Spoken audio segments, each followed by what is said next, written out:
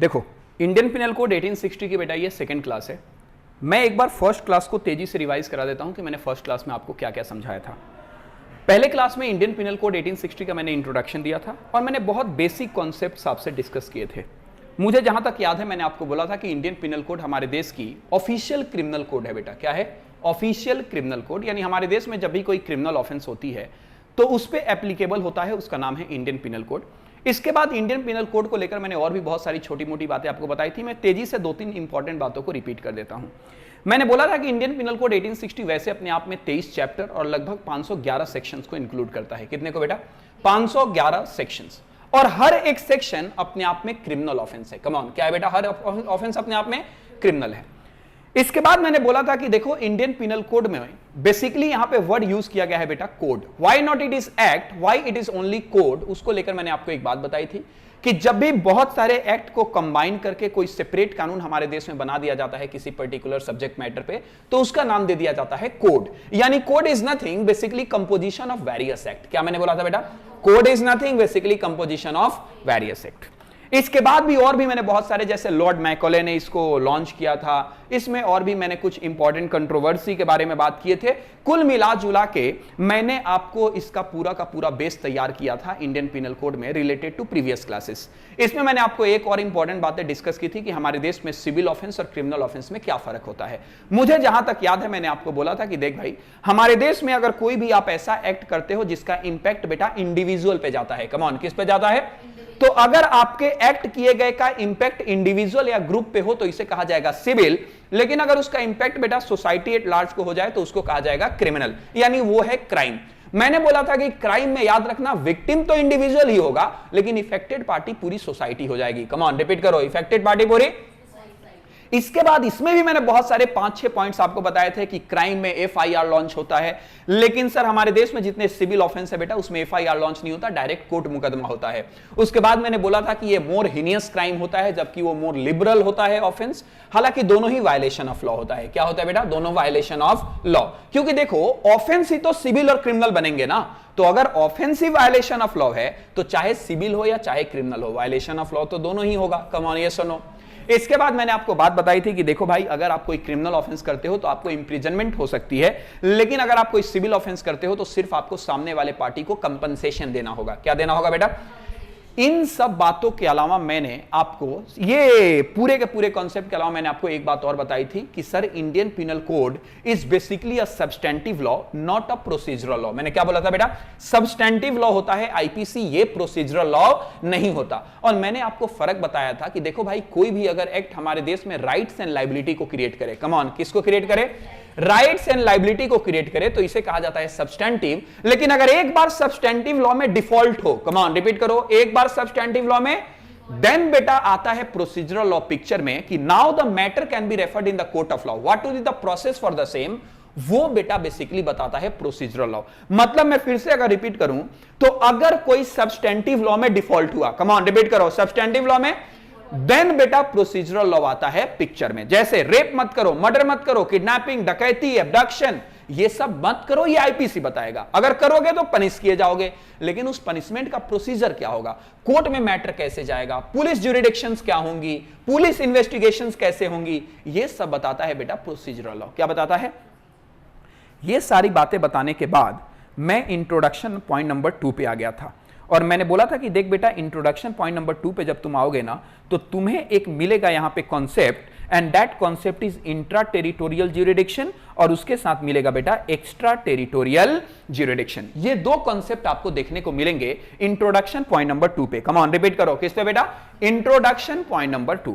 अब ये दोनों टॉपिक बहुत इंपॉर्टेंट है, याद रखिए। एक बार तो 5 नंबर का क्वेश्चन बेटा एक्स्ट्रा टेरिटोरियल ज्यूरिडिक्शन से आपके एग्जाम में भी आ गया था। तो मेरे आज के क्लास का टारगेट सिर्फ इतना है कि मैं आपको इंट्रा और एक्स्ट्रा टेरिटोरियल ज्यूरिडिक्शन का मतलब समझाऊं। लॉक करे क्या? पक्का? पढ़ने के लिए तैयार हो? तो बेटा मैं इस कॉन्सेप्ट पे आऊंगा बाद में मैं यहां से मैच करा दूंगा, लेकिन पहले मुझे तुम्हारे साथ कॉन्सेप्ट बिल्डअप कर लेने दो। क्या करने दो बेटा? Concept buildup.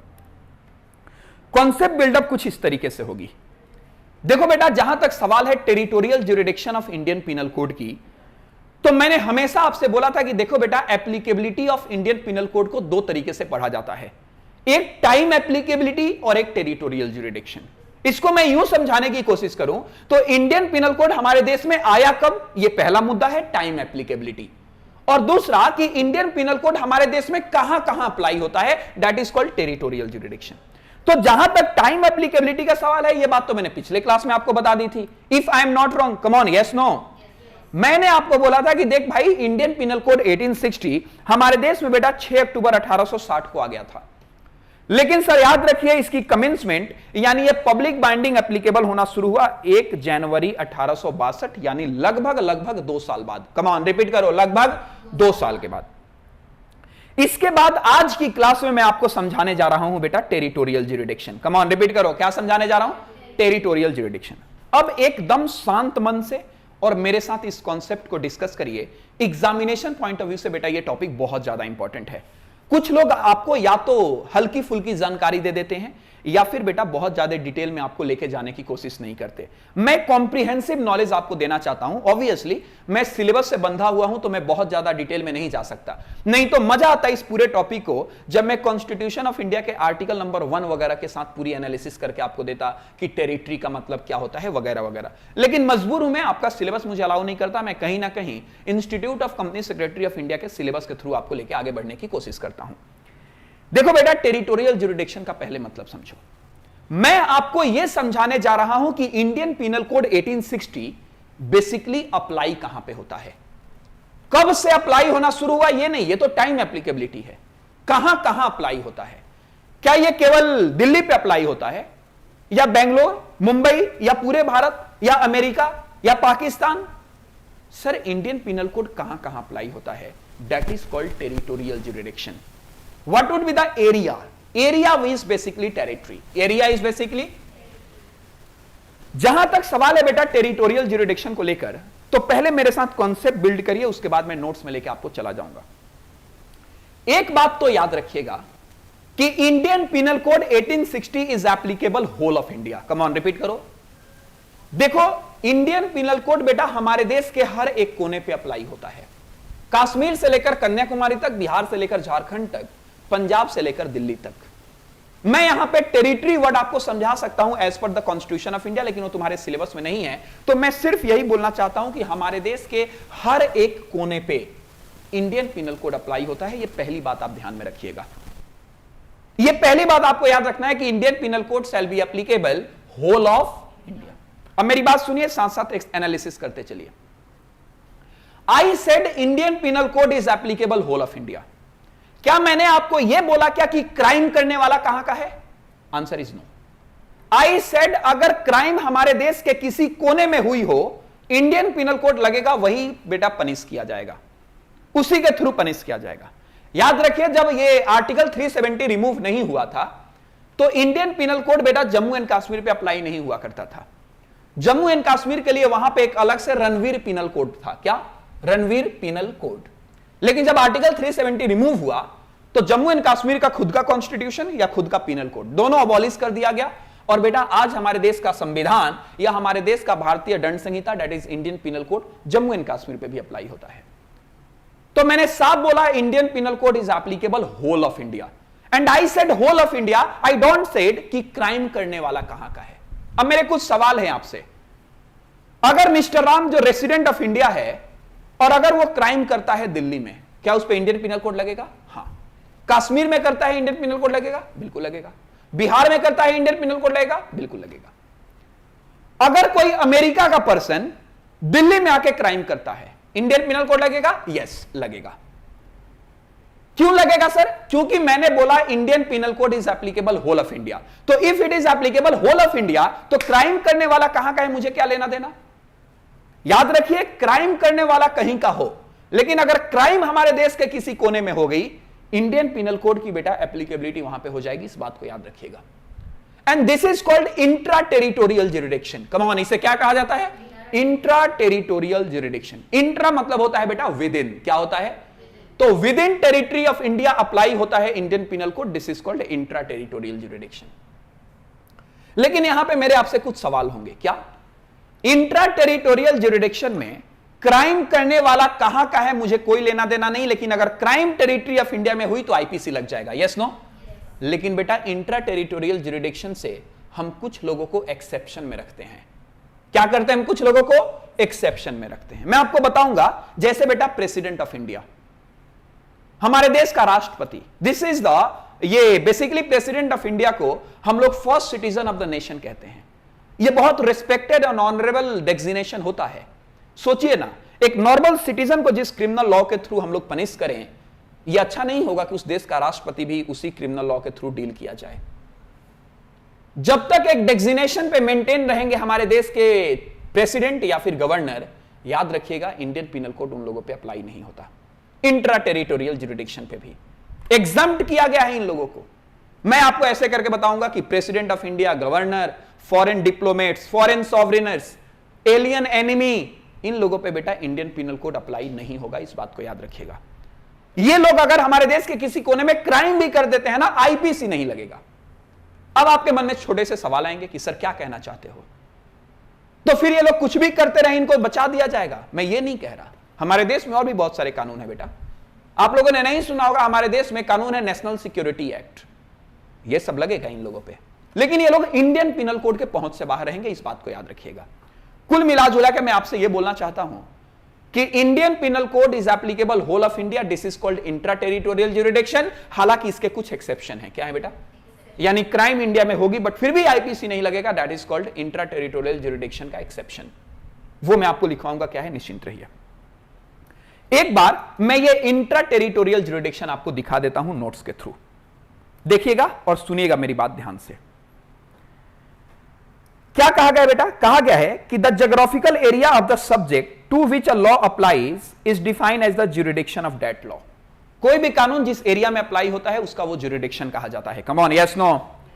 Indian penal code के पास बेटा दो ज्यूरिडिक्शन है। कितने ज्यूरिडिक्शन है? एक है इंट्रा टेरिटोरियल, इंट्रा मतलब विद इन टेरिटरी, और एक है बेटा एक्स्ट्रा टेरिटोरियल ज्यूरिडिक्शन। और यह बात बहुत कम लोगों को पता है। मैं आपको अभी प्रूव करूंगा कि क्राइम करने वाला बंदा अगर आउटसाइड का भी है ना, तो भी इंडियन पिनल कोड लगेगा, या क्राइम होने वाला जगह अगर आउटसाइड इंडिया है तो भी इंडियन पिनल कोड लगेगा। याद रखिएगा इस बात को। मैं आपको एक एग्जांपल के तौर पे प्रूव करूंगा इस स्टेटमेंट को। क्राइम करने वाला अगर आउटसाइड इंडिया का है तो भी आईपीसी लग सकता है, और क्राइम होने वाला, place of the crime, scene of the crime, अगर यह भी आउटसाइड इंडिया है तो भी बेटा आईपीसी लगेगा। यह बहुत सारे लोगों को नहीं पता, मैं आपको बताऊंगा। This is called extra territorial jurisdiction. मैंने आपको इंट्रा टेरिटोरियल ज्यूरिडिक्शन का हल्का फुल्का आइडिया दिया था, तो एक बार मैं इसको कंप्लीट करा दूं। कहा गया, ध्यान से सुनिए, कि intra territorial jurisdiction applies to all human being.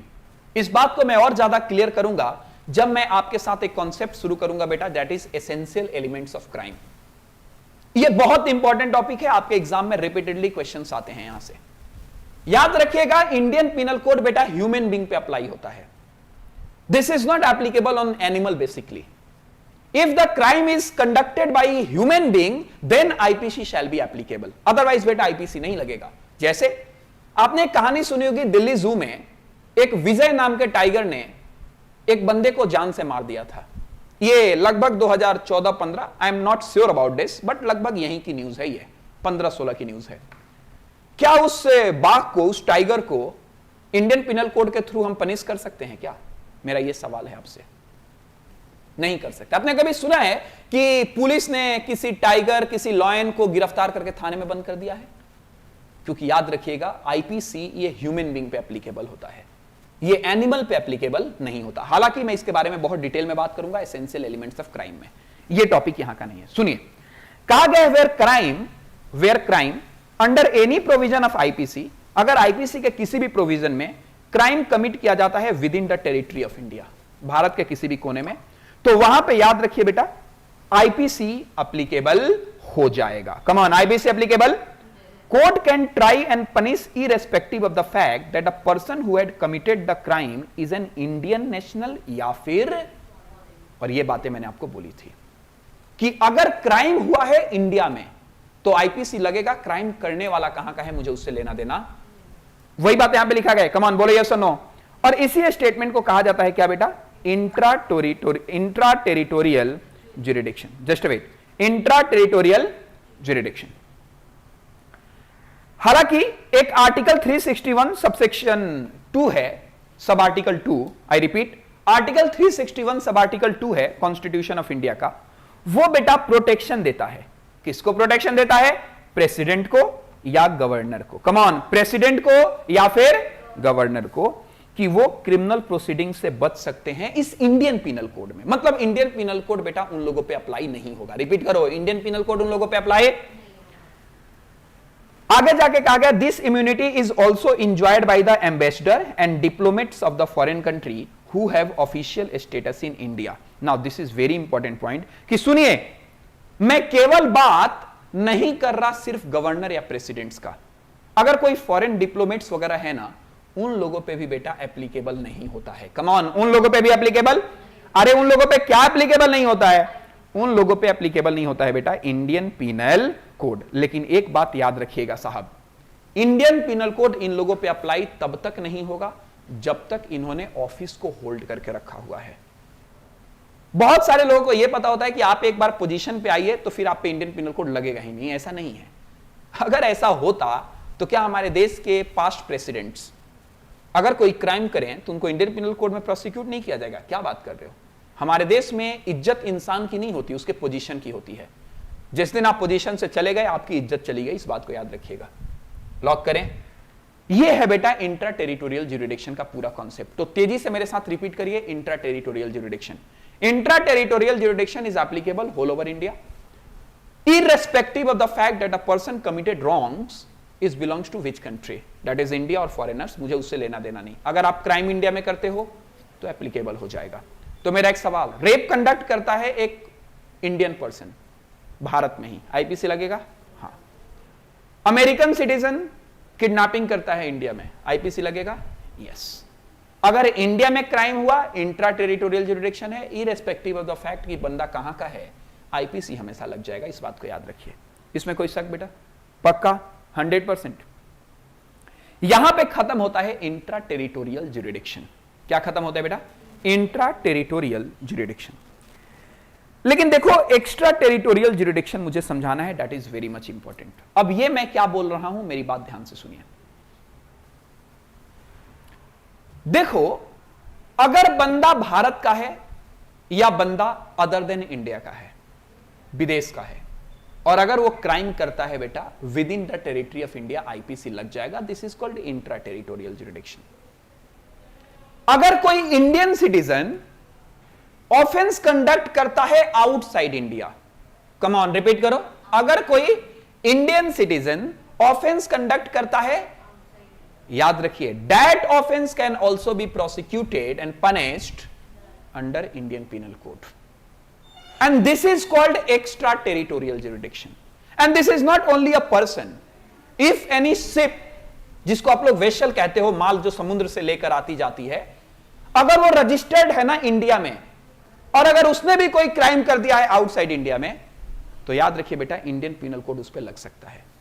मैं वर्ड बोल रहा हूं, इंडियन पिनल कोड लग सकता है, लग सकता है। लगाया जाए नहीं लगाया जाए, ये टोटली डिपेंड करेगा स्टेट पे, क्योंकि क्रिमिनल लॉ में प्रोसिक्यूशन इनिशिएट कौन करता है बेटा? स्टेट। ये मैंने प्रीवियस क्लास में आपको बताया था ना कि सिविल लॉ का इनिशिएशन होता है किसके थ्रू? इंडिविजुअल के थ्रू। लेकिन बेटा क्रिमिनल लॉ का इनिशिएशन किया जाता है स्टेट के थ्रू, जिसमें मैंने आपको एग्जांपल भी बताया था, Shri Ram Singh and others versus state. ये निर्भया कांड का जजमेंट है। तो मैं आपको क्या समझा रहा हूं कि अगर कोई इंडियन सिटीजन मान लो अमेरिका में, दुबई में, पाकिस्तान में कोई क्रिमिनल कंडक्ट करता है, that criminal conduct may be tried in India. यानी कि अगर कोई बंदा जो भारत का है और आउटसाइड इंडिया जाके कोई ऐसा ऑफेंस करता है जो अगर वो इंडिया में करता, रिपीट करो, अगर वो इंडिया में करता, तो फिर बेटा ये क्रिमिनल ऑफेंस होता। क्या होता? तो irrespective of the fact that scene of the crimes is outside India, still Indian penal code shall be applicable, and this is called नालायको extraterritorial jurisdiction। क्या कहा जाएगा इसे? तो मेरा एक सवाल है, mister Ram who is a citizen of India conducted any criminal activity in the Dubai, IPC shall be applicable? Yes, IPC shall be applicable। आप हमारे देश के किसी भी कोने में बेटा क्या कर सकते हो? क्रिमिनल केस फाइल कर सकते हो। लॉक करें बेटा। Yes, obviously either the things should be registered in India, या फिर बेटा याद रखिए कहीं ना कहीं sir person should be belongs to India. यहां पे एक और केस होता है, उतना डिटेल तुम्हारे सिलेबस में नहीं दिया गया। मान लो अमेरिका में बैठा हुआ कोई बंदा टारगेटेड कंप्यूटर इंडिया का करता है।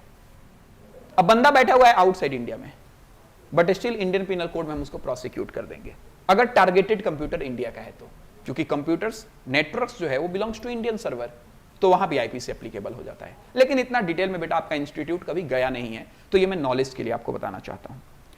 एक बार एक्स्ट्रा टेरिटोरियल ज्यूरिडिक्शन को ध्यान से पढ़िए, क्या लिखा गया है सुनिए। कहा गया सेक्शन 3 और 4 of the Indian penal code provides extra territorial jurisdiction where a crime is committed outside the territory of India by an Indian national. Come on everyone, repeat करो, क्या by an Indian national। तो उस situation में such person सुनिए क्या कहा गया है, मे क्या कहा गया है, not shall. Come on, not, और बेटा शैल बोल भी नहीं सकते। मान लो एक इंडियन नेशनल पाकिस्तान में कोई क्राइम किया और पाकिस्तान की कोर्ट में ऑलरेडी उसको लेकर प्रोसिक्यूशन चल रहा है, तो क्या लगता है वो भी सजा सुनाए, तुम भी सजा सुनाओ, वो भी सजा सुनाए, तुम भी सजा सुनाओ। What would be the benefits basically? अरे प्रोसिक्यूशन तो उस क्रिमिनल का चल रहा है ना, तो बेटा इस सिचुएशन में वर्ड में बोला गया है, शैल नहीं बोला जा सकता। मैंडेटरी नहीं है कि भारत में मुकदमा चलेगा ही चलेगा, ये टोटली डिपेंड करेगा कि होस्ट कंट्री बेसिकली एक्शन ले रही है या नहीं ले रही, इस बात को याद रखिएगा। हालांकि तो कहा गया such person may B tried and punished by the Indian court, और इसका एक एग्जांपल मैंने बोला है। क्या एग्जांपल बोला है बेटा? चेतन who is a citizen of India commits a murder in Dubai। क्या बेटा? commits a murder in Dubai, तो he can be tried and convicted of murder in any place in India under IPC। तो अगर बेटा कोई बंदा है रमेश या फिर कोई बंदा है चेतन जो बेटा दुबई में एक ऐसा काम कर देता है, कम ऑन रिपीट करो, एक ऐसा जो अगर वो इंडिया में करता, कहां करता बेटा, तो उसको हम लोग करते प्रोसिक्यूट। क्या करते बेटा? प्रोसिक्यूट। क्या करते? तो याद रखिए, भले आपने ऑफेंस दुबई में क्यों ना किया हो, बट इंडिया के किसी भी कोर्ट में, किसी भी थाने में आपका केस फाइल किया जा सकता है, बिकॉज दिस इज कॉल्ड क्या? Extra territorial jurisdiction. लॉक करें।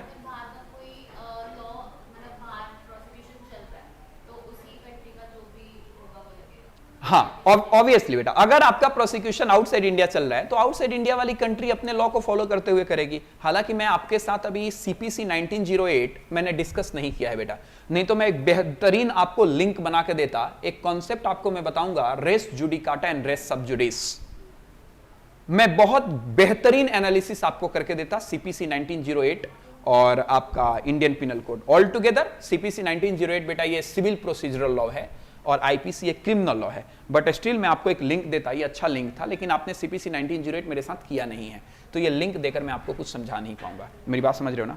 लेकिन यहां पे मेरा एक सवाल है, वो सवाल क्या है सुनिए। अच्छा, क्या इंट्रा और एक्स्ट्रा टेरिटोरियल में आपको कोई भी तकलीफ? कुछ भी नहीं ना? तो मेरे आपसे कुछ सवाल हैं। मान लो बेटा एक बंदा था चेतन, जो बंदा था अमेरिका का, ठीक है सर, और अमेरिका में कोई पर्टिकुलर एक्ट लीगल थी, पर्टिकुलर एक्ट, और वो इंडिया में आके वही एक्ट कर रहा है, वही एक्ट। हालांकि वो एक्ट इंडिया में पनिशेबल ऑफेंस है। वो एक्ट क्या है बेटा इंडिया में? मैं फिर से रिपीट करता हूं, एक मिस्टर चेतन था जो अमेरिका का रहने वाला था और अमेरिका में कोई पर्टिकुलर एक्टिविटी लीगल थी, वही एक्टिविटी वो इंडिया में आके कर रहा है, लेकिन इंडिया में वो एक्टिविटी क्या थी? इलीगल। अब सवाल ये पैदा होता है कि उस बंदे को प्रोसिक्यूट किया जाए या नहीं किया जाए। क्या कहते हो, किया जाएगा नहीं किया जाएगा? तो बेटा उसको प्रोसिक्यूट किया जाएगा। इसको लेकर बकायदा एक जजमेंट भी हमारे पास है, that is R versus Esop. R versus Esop, England का केस है बेटा ये।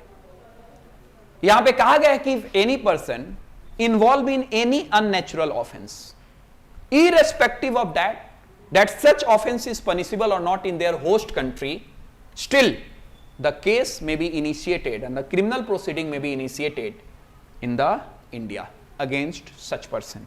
ये आर वर्सेस सॉप के केस में कहा गया था। लेकिन बेटा ये क्वेश्चन आज तक आपके एग्जाम में आया नहीं है, मैं उम्मीद करता हूं आएगा भी नहीं, क्योंकि ये केस लॉ बेटा आपके मॉड्यूल में नहीं दिया गया है। ये मैं एक्स्ट्रा नॉलेज के लिए आपको बता रहा हूं।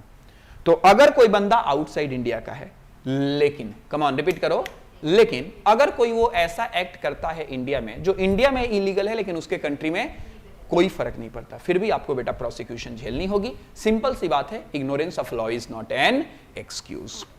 तो अगर आपको ये लिखना है तो एक्स्ट्रा में लिख लीजिए, क्योंकि ये बेटा आपको देखने को नहीं मिलेगा। डन। ये आपके एग्जाम के 5 नंबर के क्वेश्चन बनते हैं, इस बात को याद रखिएगा। बेटा याद रखिए, मैं हमेशा से ही आपको बोलता हूं कि आपका एग्जाम ये क्वांटम वाइज नहीं होता, क्वालिटी वाइज होता है। आपके एग्जाम जो 5 नंबर के क्वेश्चंस पूछेंगे ना, पूछा जाएगा जो एग्जाम में, वो बेटा इनडायरेक्ट क्वेश्चन होगा। तो एग्जैक्टली तो केस स्टडी में अगर आपने सेक्शंस एंड फैक्ट लिख दिया, दैट्स इट, इसके बाद लिखने के लिए कुछ भी नहीं होता। This is not exam of SOL, जहां पे बस मुझे कुछ चीजें पता चल जाए, बस 3, 4, 5 पेज तो वैसे ही आ जाते हैं, यस और नो, पता नहीं क्या क्या लिख देते हो तुम। तो दिस इज बेटा quality wise exam, not quantum wise exam, इस बात को याद रखिएगा। बेटा एक बात याद रखिए, मैं हमेशा से ही बोलता हूं कि जब भी आप लॉ के पेपर को प्रेजेंट करने जाओगे, हालांकि ये बातें मैं आपको कराऊंगा, निश्चिंत रहिए। How to present law paper, इसका एक बाकायदा मैं पेपर कंप्लीट करके यूट्यूब पे भी अपलोड कर दूंगा कि लॉ के पेपर को प्रेजेंट कैसे किया जाता है। स्टिल आप समझ लीजिए, देखिए मॉड्यूल का लैंग्वेज यूज करना है अपने को एग्जाम में, ये एकदम गलत बात है। बहुत सारे लोगों को मैं सुनता हूं ये कहते हुए कि अपने को मॉड्यूल का लैंग्वेज एग्जाम में लिखना है। नहीं साहब, अपने को कॉन्सेप्ट लिखना है। कॉन्सेप्ट में भी language of the module, concept में भी language of the bare act, concept में भी द लैंग्वेज ऑफ योरसेल्फ। आपने सुना होगा, देखा होगा 9th 10th में जब हम एग्जाम देते थे तो वहां पे एक नोट लिखा रहता था क्वेश्चन पेपर पे, students are required to give answer in their own language. बोलो ना, और वो भले लिखा ना हो लेकिन वो कॉन्सेप्ट आज भी एप्लीकेबल है। आप खुद की लैंग्वेज में अपनी समझ से एक्सप्लेनेशन बेटा किसी भी क्वेश्चन का दे सकते हो, इस बात को याद रखिए। लॉक करें। यहां पे आपका इंट्रा और एक्स्ट्रा टेरिटोरियल जुरिडिक्शन का कॉन्सेप्ट क्या हो जाता है, बोलो, खत्म। पक्का 100%? ओके। जैसे ये कॉन्सेप्ट कंप्लीट हुआ, अपने पास एक कॉन्सेप्ट आया जिसका नाम है फंडामेंटल एलिमेंट्स ऑफ क्राइम। सभी लोग रिपीट करो, क्या बेटा? Fundamental elements of crime. Fundamental elements of crime. अब मेरी बात ध्यान से सुनिए। देखो बेटा, 2 टॉपिक है, एक है फंडामेंटल एलिमेंट्स ऑफ क्राइम, और आप नीचे जब आओगे तो आपको एक टॉपिक मिलेगा बेटा, that is called stages of crime. सुनिए प्लीज ध्यान से, आपको 2 टॉपिक्स मिलेंगे। एक क्या होगा, फंडामेंटल एलिमेंट्स ऑफ क्राइम ऊपर में, और जब आप नीचे आओगे तो आपको एक दिखेगा क्या, स्टेजेस ऑफ क्राइम। लोग इस दोनों टॉपिक को लिंक करने से डरते हैं। मैंने देखा है कि पता नहीं क्यों इस दोनों टॉपिक को एक साथ पढ़ाया ही नहीं जाता। आज की क्लास में मैं ये टॉपिक शुरू नहीं करूंगा, मैं सिर्फ इसका बेस तैयार करूंगा। नेक्स्ट क्लास में ये दोनों टॉपिक कराऊंगा आपको, और ये टॉपिक लंबा है, और याद रखिए पूरी इंडियन पिनल कोड का बैकबोन है ये दोनों topic, stages of crime and essential elements of crime. लेकिन इसका एक माहौल क्रिएट करते हैं और इसका एक बेस तैयार करते हैं हम लोग आज की क्लास में। सुनिए प्लीज, ध्यान से सुनिएगा। देखो बेटा, फंडामेंटल एलिमेंट्स ऑफ क्राइम और स्टेजेस ऑफ क्राइम, ये दोनों में 4 पॉइंट मैं आपसे डिस्कस करूंगा। मैं आपसे फंडामेंटल एलिमेंट्स ऑफ क्राइम में भी 4 पॉइंट डिस्कस करूंगा, और मैं स्टेजेस ऑफ क्राइम में भी आपसे 4 पॉइंट डिस्कस करूंगा। मैं आपसे बोलूंगा कि हमारे देश में क्राइम के एसेंशियल एलिमेंट्स 4 हैं। There should must be a human being, there should must be a mens rea, actus reus and injury. और मैं आपको बोलूंगा कि स्टेजेस ऑफ क्राइम भी हमारे देश में 4 होते हैं। कौन कौन से बोले एक बार उसे? पहला इंटेंशन, दूसरा प्रिपरेशन, तीसरा अटेम्प्ट, और चौथा अकम्प्लिशमेंट। ये 4 हमारे देश में स्टेज ऑफ क्राइम होती है। मैं चाहूं तो डायरेक्ट एक एक करके पॉइंट आपके साथ शुरू कर सकता हूं, लेकिन एक बात याद रखिएगा, ये दोनों टॉपिक समझाने का कोई मतलब ही नहीं है अगर मैंने दोनों के बीच में लिंक क्रिएट करके आपको नहीं दिया कि ये दोनों टॉपिक आखिर कहना क्या चाहता है। क्योंकि एक बात याद रखिए, अगर दर्द का पता लग जाए ना, दवा ढूंढना आसान हो जाता है। आपको भी यही नहीं पता कि fundamental elements of crime heading क्या है, और ना तो आपको यह पता है कि एसेंशियल एलिमेंट्स, माफ करिए, स्टेज ऑफ क्राइम ये हेडिंग क्या है। तो पहले हम इस दोनों हेडिंग को समझेंगे, उसके बाद इसको डिटेल में लेकर चलेंगे। मेरी बात ध्यान से सुनिए, देखिए और मेरे साथ लिखते चलिए। देखो बेटा, जहां तक सवाल है क्राइम को लेकर, तो कोई चीज क्राइम है या नहीं है, या फिर क्राइम कितना ज्यादा सेंसिटिव है, यानी क्राइम की जानकारी जब आपको लेनी हो तो प्लीज आप इसके दो जानकारी को जरूर अपने पास रखिए। क्राइम के बारे में जब भी समझना हो प्लीज दो बातें समझिए। एक, एलिमेंट्स ऑफ क्राइम। क्या बेटा? एक, एलिमेंट्स ऑफ क्राइम्स, और दूसरा बेटा स्टेजेस ऑफ क्राइम।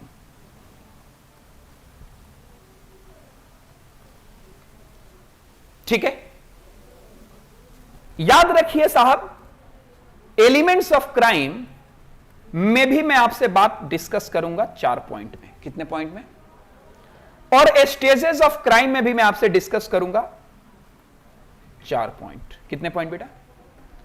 अब जैसे मैंने बोला ना कि एसेंशियल एलिमेंट ऑफ क्राइम भी 4 पॉइंट और स्टेजेस ऑफ क्राइम भी 4 पॉइंट, तो तुम्हारे मन में आ रहा होगा कि सर एक काम करो ना, लिखवा दो फिर चारों पॉइंट। बोलो, तो मेरे साथ लिखते चलिए। जहां तक सवाल है बेटा एसेंशियल एलिमेंट्स ऑफ क्राइम को लेकर, तो हमारे देश में क्राइम के 4 एसेंशियल एलिमेंट हैं। सबसे पहला है बेटा human being. Come on, repeat करो एवरीवन। क्या? Human being. दूसरा जो पॉइंट है एसेंशियल एलिमेंट, वो है बेटा मेंस रिया। क्या है बोलो? तीसरा जो पॉइंट्स है वो है बेटा एक्टस रिया। क्या? और जो चौथा पॉइंट है वो है बेटा इंजरी। क्या है? रिपीट करो, बोलो। इंजरी। इसमें कोई शक, संशय? ओके। जहां तक सवाल है स्टेज ऑफ क्राइम को लेकर, स्टेज ऑफ क्राइम को लेकर, तो हमारे देश में बेटा स्टेज ऑफ क्राइम भी कितने हैं बोलो? 4। सुन लो, लिख लेना बाद में बेटा। देखो पहले मैं टाइम दे दूंगा। क्राइम के 4 स्टेज में सबसे पहला स्टेज होता है बेटा इंटेंशन का। किसका? इंटेंशन।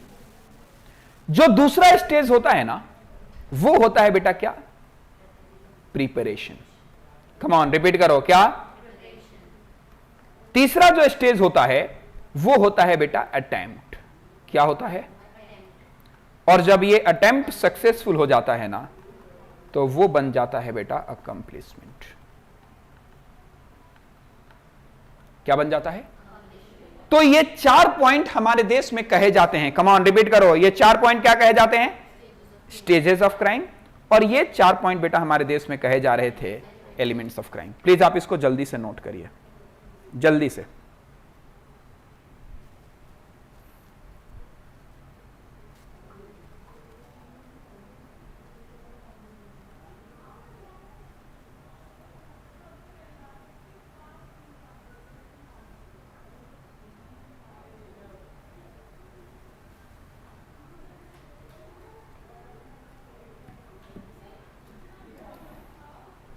डन? पक्का? 100%? अब मेरी बात सुनिए और एकदम ध्यान से सुनिए। देखो बेटा, इस दोनों टॉपिक के बारे में मेरी नॉर्मल पहले एक एनालिसिस सुनो। बच्चे रट लेते हैं कि क्राइम के 4 एसेंशियल एलिमेंट और 4 स्टेज। आप भी रट लोगे, आपके सामने है। क्राइम के कितने एसेंशियल एलिमेंट? 4। और क्राइम के कितने एलिमेंट्स? माफ करिए, 4 एलिमेंट्स और 4 स्टेज। कौन कौन से? तो पहला human being, mens rea, actus reus और इंजरी। स्टेज में इंटेंशन, प्रिपरेशन, अटेम्प्ट और अकम्प्लिशमेंट। ये आपने भी रट लिया। मैं इसको समझाऊंगा एक एक करके डिटेल में, वो भी आप समझ जाओगे। बच्चे सब समझ जाते हैं, लेकिन वो एक बेसिक पॉइंट्स को भूल जाते हैं कि आखिर ये क्राइम का what do mean by the word essential elements and what do mean by the word stage. अरे भाई, इस टॉपिक को मैं आपको डिटेल में तो बाद में एक्सप्लेन करूं, पहले तो मुझे यही बताना होगा कि एसेंशियल एलिमेंट्स ऑफ क्राइम और स्टेज ऑफ क्राइम में क्या फर्क है। और आप देखिएगा, ये 90% लोगों को नहीं पता होता कि इन दोनों में क्या फर्क है। मैं इसको हल्का सा हिंट देने की कोशिश करता हूं, आप समझिएगा। देखो बेटा, ये जो एसेंशियल एलिमेंट्स ऑफ क्राइम में आपने 4 पॉइंट देखा है ना, ये 4 पॉइंट हमें हेल्प करेगा ये बताने में कि कोई पर्टिकुलर एक्ट क्राइम है या नहीं है। I repeat this statement once again. Fundamental elements of crime हमें यह बताता है कि कोई पर्टिकुलर कंडक्ट क्राइम है या नहीं है। कोई भी एक्टिविटी क्राइम है या नहीं है, अगर यह चेक करना हो तो आप एलिमेंट्स ऑफ क्राइम को चेक कर लीजिए। अगर किसी भी ह्यूमन एक्टिविटी में ये चारों एसेंशियल एलिमेंट्स आपको दिख जाए तो याद रखिएगा वो क्राइम है। और अगर इस चारों एसेंशियल एलिमेंट में से एक भी चीज मिस हो गई, वो ह्यूमन कंडक्ट बेटा कभी भी क्राइम नहीं माना जाता। तो पर्टिकुलर एक्ट क्राइम माना जाए या ना माना जाए, यह चेक करने के लिए मुझे देखना जरूरी है किसको? एसेंशियल एलिमेंट को। तो चलो, यह तो एसेंशियल एलिमेंट का सवाल है। बात आती है कि सर स्टेज ऑफ क्राइम क्या? तो मेरी बात ध्यान से सुनिए। चलो, मैंने मान लिया कि क्राइम है, रिपीट करो, क्राइम है। लेकिन क्या एक बात बताओ, किसी के बारे में मारने के लिए सोचना, जाके बाजार से जहर ले लेना, दूध में मिला देना और उसको पीने के लिए दे देना और पी के मर जाना, क्या यह सबका स्टेज सेम है? क्या यह सबका स्टेज सेम है? Answer is no. याद रखिएगा, यह स्टेज सेम नहीं है। कब कौन से क्राइम को कितना ज्यादा सेंसिटिव माना जाए, यह हमें हेल्प करेगा बताने में कौन? Stage of crime. याद रखिए इस बात को, क्राइम तो है, लेकिन कौन सा क्राइम कब कितना ज्यादा सेंसिटिव माना जाए, हमें यह कौन सिखाएगा बेटा? बोलो, स्टेजेस ऑफ क्राइम। तो प्लीज आप सर्कल करिए एलिमेंट्स ऑफ क्राइम को और एकदम हिंदी में लिखिएगा, शर्माना नहीं है किसी से, हिंदी में लिखो। कोई एक्ट क्राइम है या नहीं है, यह एसेंशियल एलिमेंट सिखाता है। लिखो इस बात को, कोई एक्ट क्राइम है या नहीं है, यह एसेंशियल एलिमेंट सिखाता है। स्टेज ऑफ क्राइम को सर्कल करो और लिखो, कौन सा क्राइम कब कितना ज्यादा सेंसिटिव माना जाए। क्योंकि याद रखिए, सेंसिटिवनेस जितना ज्यादा बढ़ता जाएगा, याद रखना नालायकों, प्रोसिक्यूशन भी उतनी ज्यादा बढ़ती चली जाएगी। यह क्रिमिनल लॉ का थंब रूल है साहब। सेंसिटिवनेस ऑफ द क्राइम जितना ज्यादा बढ़ता चला जाएगा, याद रखना साहब, प्रोसिक्यूशन भी क्रिमिनल लॉ में उतना ही ज्यादा बढ़ते जाता है।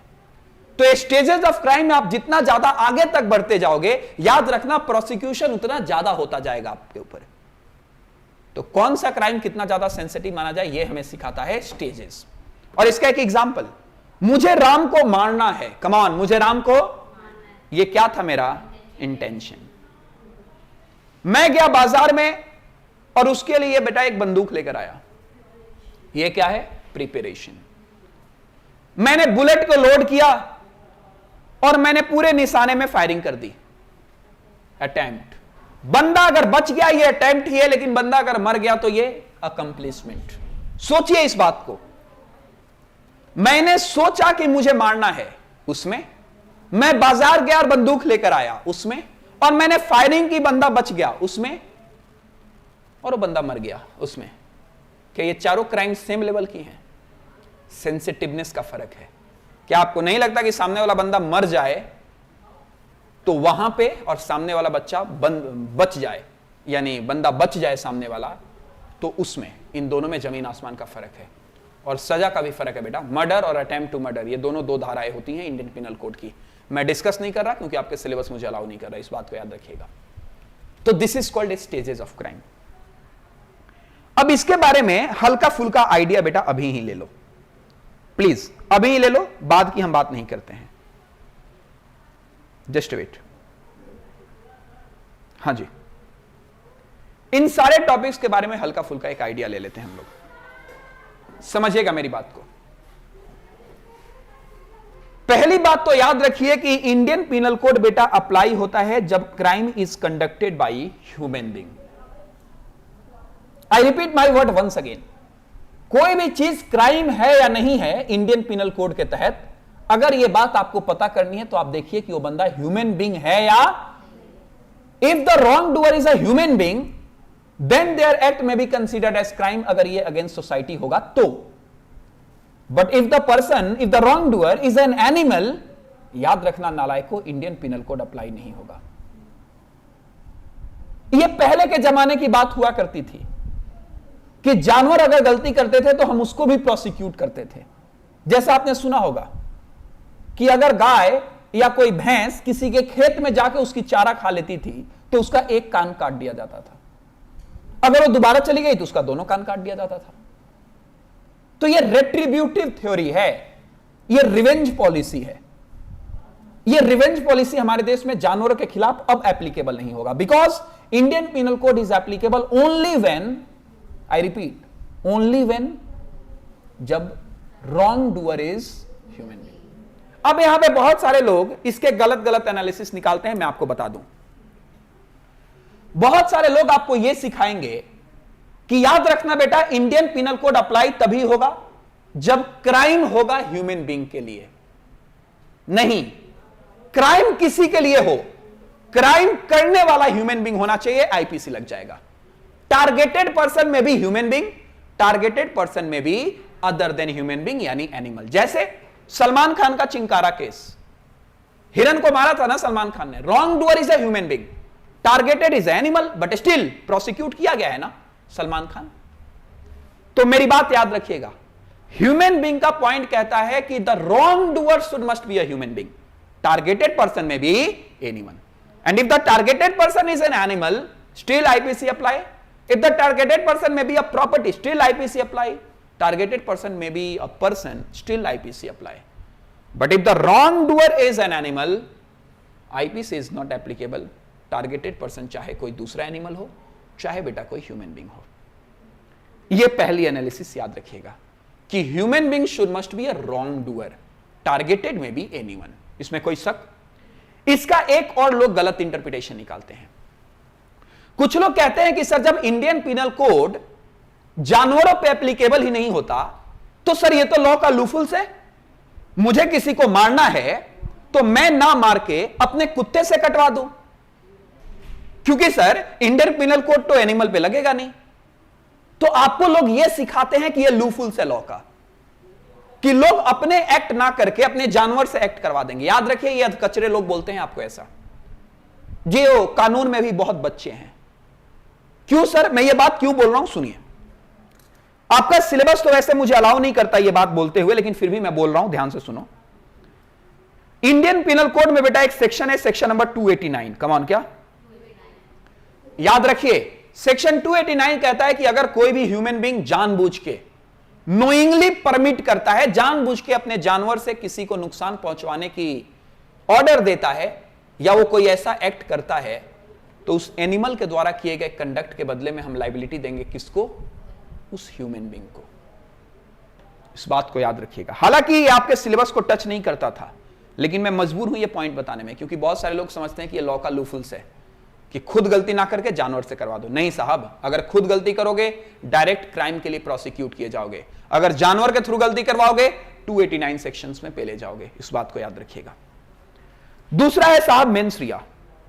मैं आपको बोलूंगा, अभी तो ये पॉइंट मैं डिटेल में नहीं समझा रहा, ये काफी टेक्निकल पॉइंट है मेंस रिया, और सबसे ज्यादा डिटेल है इसमें। मैं मेंस रिया में आपको समझाऊंगा गिल्टी माइंड। याद रखिएगा एक बात को, जब तक आपका मन अपराधिक ना हो, आपके द्वारा किया गया कार्य अपराधिक हो ही नहीं सकता। इस बात को जिंदगी भर याद रखिएगा। मेंस रिया कॉन्सेप्ट कहता है कि प्लीज आप प्रोसिक्यूट करिए क्रिमिनल्स को, माफ करिए, आप प्रोसिक्यूट करिए क्राइम को, आप प्रोसिक्यूट क्रिमिनल को मत करिए। Because no one can do any guilty act unless himself has a guilty mind. कोई भी बंदा तब तक कोई आपराधिक कार्य नहीं कर सकता जब तक उसका आपराधिक मन ना हो। याद रखिए, आप कोई आपराधिक कार्य कर ही नहीं सकते जब तक आपका आपराधिक मन ना हो। और ये जो स्टेटमेंट मैंने बोली थी ना, ये महात्मा गांधी साहब ने कहा था, punish crime not to the criminals. क्योंकि सर वो क्रिमिनल्स थोड़े देर के लिए मेंस रिया में आया, गिल्टी माइंड में आया, जिसके कारण उससे वो क्राइम हो गया। अगर आपने उसके मन को बदल दिया ना, तो फिर वो गलत काम करेगा ही नहीं। तो मैं इसमें बहुत डिटेल में आपको बताऊंगा कि याद रखिए, अगर बंदे का गिल्टी माइंड है तो क्राइम होगा, अगर गिल्टी माइंड नहीं है, भले काम एक्ट गिल्टी क्यों ना हो गया हो, still such act shall not be considered as criminal offence. और मैं बहुत प्रैक्टिकल एग्जांपल दूंगा आपको, एक से एक प्रैक्टिकल एग्जांपल दूंगा इस मेंस रिया के कॉन्सेप्ट में। बेटा ये कोर्ट प्रूफ करता है। याद रखिए क्रिमिनल केस में जो भी बहस होती है ना कोर्ट में, उसमें 90% बहस सिर्फ इस बात को लेकर होती है कि मेंस रिया है या नहीं है। विक्टिम कोशिश करता है कि मैं सामने वाले पार्टी को प्रूव कर दूं कि मेंस रिया था, और रॉन्ग डूअर ये बात की कोशिश करता है कि मैं प्रूव कर दूं कि मेंस रिया था ही नहीं। मेंस रिया नहीं होगा, एक्ट क्राइम नहीं होगी, मेंस रिया होगा, एक्ट क्राइम मान लिया जाएगा। तो guilty mind is called mains Riya. Next है बेटा एक्टस रिया, गिल्टी एक्ट। केवल आपराधिक मन हो जाने से कोई चीज क्राइम नहीं हो जाती जब तक आप उसके फर्दरेंस में वो काम कर नहीं रहे हो। मैंने सोचा मुझे मिस्टर राम को मारना है, लेकिन मैंने मारा नहीं, क्या आप मेरे को प्रोसिक्यूट कर दोगे? स्टेट ऑफ माइंड को कोर्ट में बेटा इन्फोर्स कर पाना ये नेक्स्ट टू इम्पॉसिबल है। तो state of mind can not be enforceable in court of law. आप किसी के आपराधिक मन को कोर्ट में प्रूव ही नहीं कर पाओगे। तो उसके फर्दरेंस में कुछ ना कुछ गिल्टी एक्ट का होना जरूरी है। और लास्ट है बेटा इंजरी। याद रखिए there should must be a injury, and that injury may be reputational, may be property और मे बी बॉडली। याद रखिए इंजरी हमेशा बॉडली इंजरी हो ऐसा, इंजरी में भी बॉडली इंजरी, इंजरी में भी प्रॉपर्टी, इंजरी में भी रेपुटेशन। तभी तो डिफामेशन का मुकदमा किया जाता है ना सामने वाले पे। वो बॉडली इंजरी नहीं थी, प्रॉपर्टी इंजरी नहीं थी, रेपुटेशनल इंजरी थी, आईपीसी लग जाएगा, इस बात को याद रखिएगा। पक्का सर? 100%। तो ये है साहब आपके एलिमेंट्स ऑफ क्राइम। क्या है बेटा ये? और ये है साहब आपके स्टेज ऑफ क्राइम। इसको मैं बहुत डिटेल में डिस्कस करूंगा आपके साथ नेक्स्ट क्लास में, लेकिन एक बात मैं इंजरी को लेकर बोलना चाहता हूं, इस बात को याद रखिए। क्या सर? सुनिए, देखो in sometimes it may be possible that there is no injury. Come on, repeat करो। Sometime it may be possible that there is, but still act is considered as crime. आप बोलोगे क्या sir, example दोगे क्या? हाँ, without ticket या without driving licence बेटा bike चलाना, इसमें इंजरी क्या है? विदाउट ड्राइवरी लाइसेंस बाइक चलाना, इंजरी नथिंग। तो मेरा सवाल है क्या ये वायलेशन ऑफ लॉ नहीं माना जाएगा? और आप कह रहे हो कि सर ये सिविल ऑफेंस है, तो बेटा ट्रैफिक रूल कभी उठा के देखिएगा। ट्रैफिक रूल में आपको ट्रैफिक में ऐसे ऐसे बातों, आप दारू पी के गाड़ी चलाना, ड्रंक ड्राइविंग, इंजरी क्या है? जब तक आप कुछ कॉज नहीं कर देते हो मिसफॉर्चून, बट स्टिल क्या ये क्राइम नहीं है? क्या क्राइम है। तो इंजरी हो, बट इंजरी हमेशा हो ऐसा जरूरी, हालांकि मैं बहुत डिटेल में बात करूंगा। इस इंजरी को डिफाइन किया गया section number 44 of the Indian penal code 1860। हमारे नेक्स्ट क्लास का बेटा टारगेट यही रहने वाला है। हम fundamental elements of crime and stage of crime के बारे में बात करेंगे, और आपके एग्जाम के लिए मैंडेटरी, आई रिपीट 100%, 5 नंबर का क्वेश्चन आपके एग्जाम में मिलेगा। तो इस क्लास को मैं यहां पे रोक रहा हूं, मैं मिलता हूं आपके साथ नेक्स्ट क्लास में। That is all it for today. Thank you once again, God bless you बेटा।